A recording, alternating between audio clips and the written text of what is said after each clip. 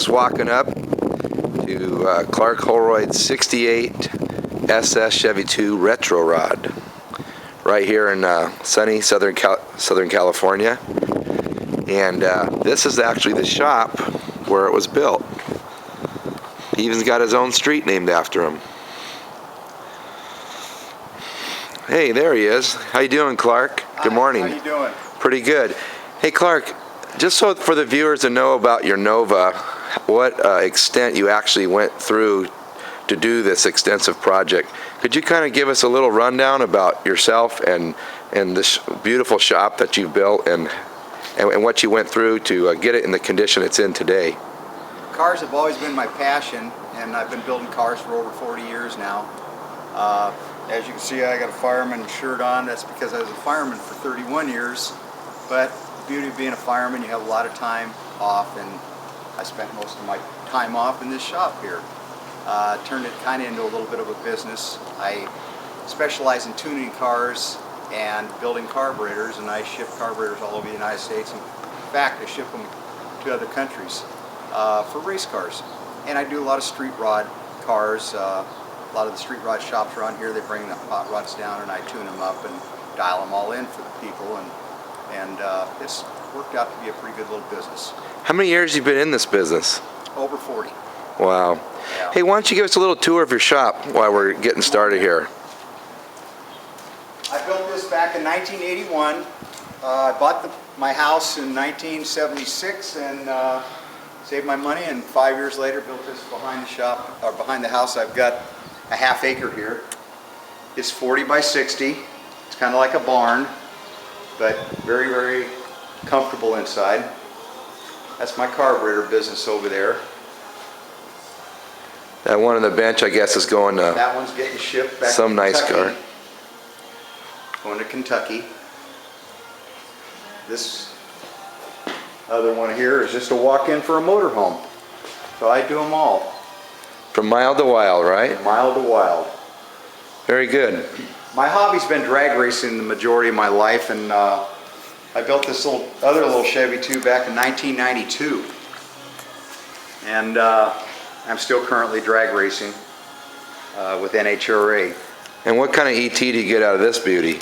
I've been down in at 10, 12 at 129 miles an hour, and I plan on it going a little faster this year. So is this the other car's evil twin? Yeah, it's just painted a little differently.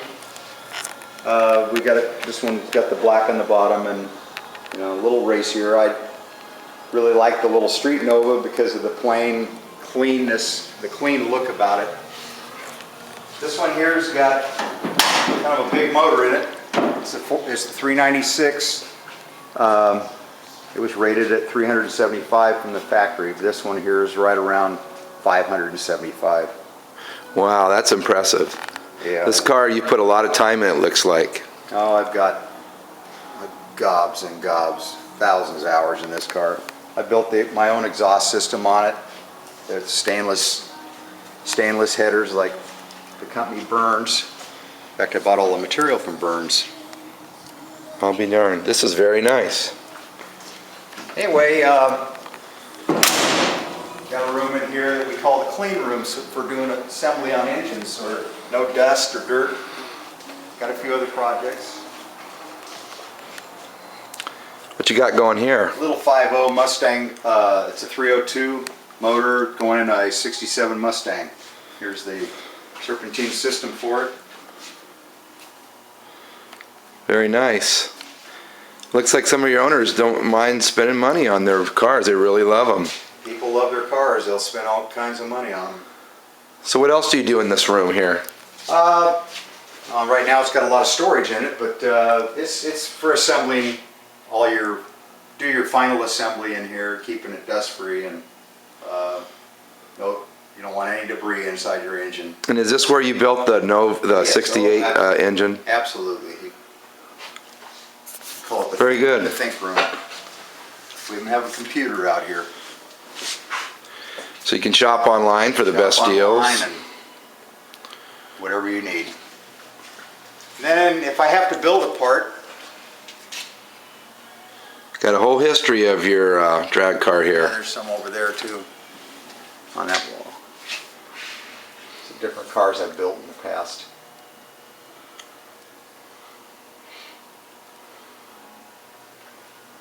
Got a distributor machine there for tuning the advance. That's an antique. Those you can't even find those anymore. That's Sometimes the antiques are the best ones that work the best. That is the best one. Very good. I'm very blessed to have that machine. So what else are you going to show us, Clark? Well, when we need to build a part, we can come in here and machine it out.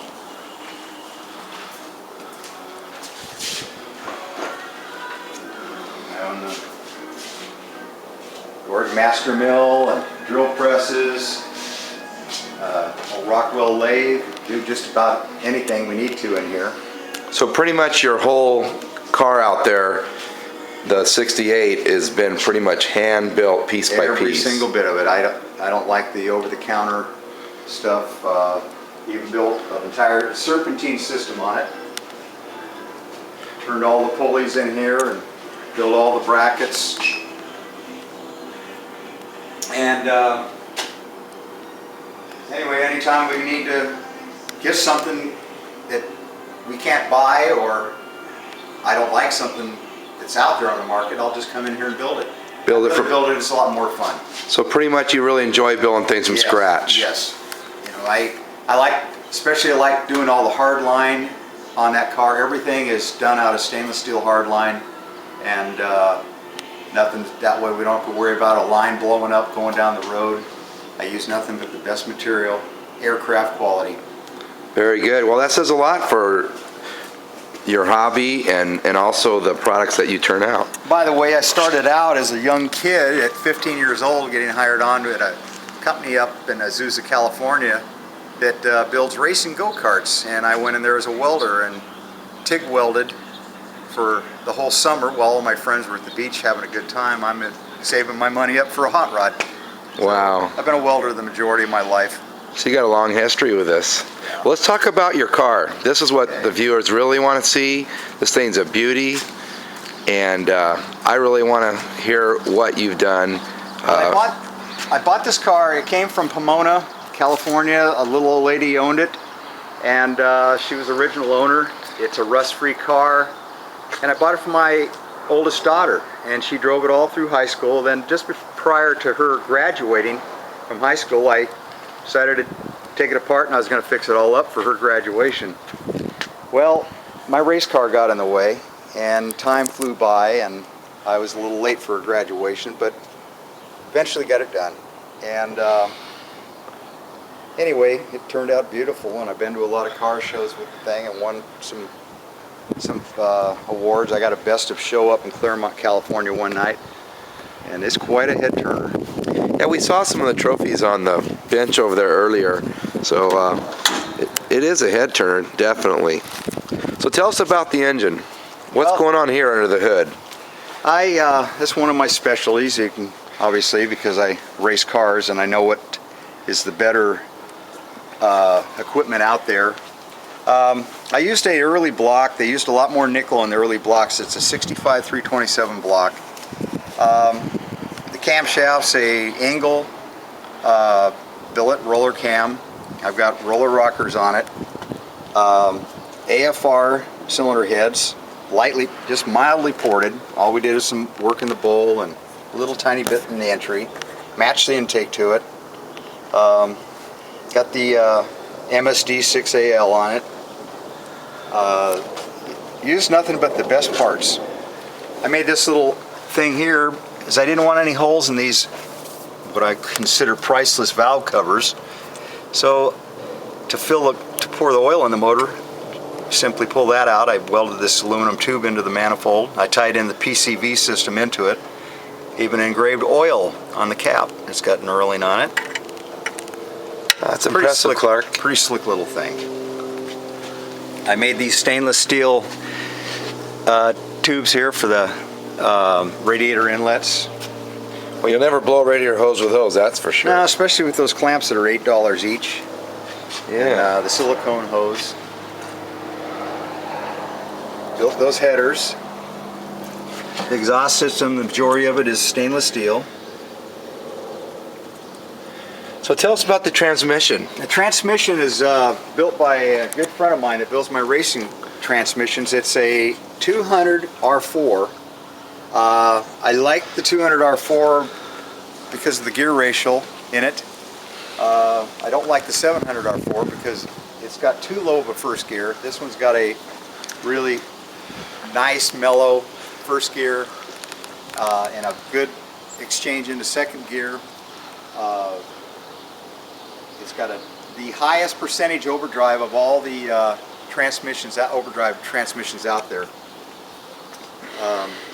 0.68%. So at 80 miles an hour, this car with the 373 gear, rear end gear, is only tacking 2100 RPMs.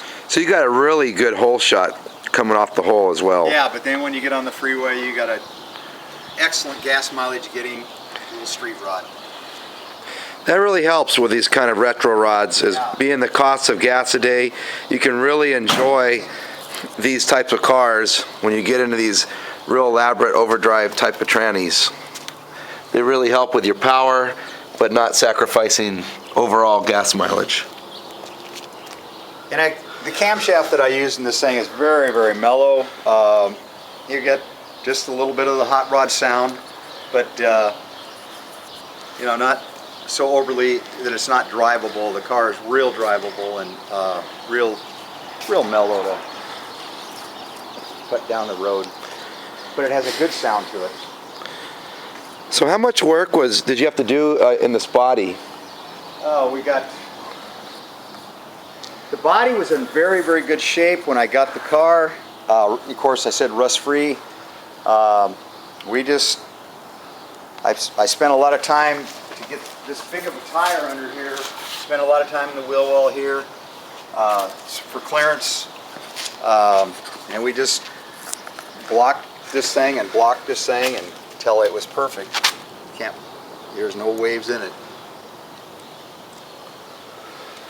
Yeah, it looks like you've done a lot of work to this car. It really has nice body lines. There's over 10,000 in paint and body in this car. But that's what it takes, so. Yeah, it does take a lot of hours to get a car at this caliber. And I just want the viewers to know that even though you're watching this video right now, I personally can contest this car is straight as an arrow.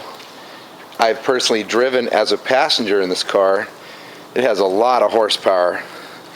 And think it's got enough to spin the tires, Mark? I don't know, maybe we should show them and let them see for themselves. Let's see if it'll do it. Every hot rodder wants a car that'll spin a tire. Yeah? I don't know, let's see if Clark can make this happen.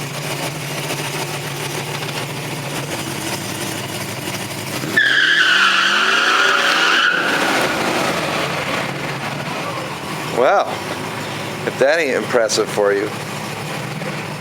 It does know how to get it down to the rear wheels.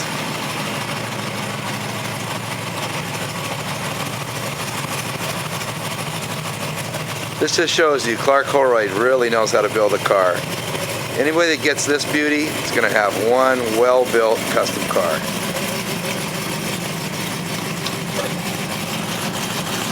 So Clark, can this car really do what it was really built to do? What's that? Spin the tires. I don't know, let's see.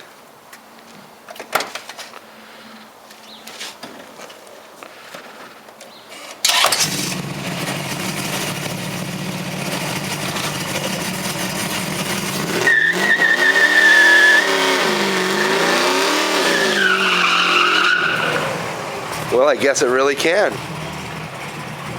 There's the proof. Woo! This car has a lot of power.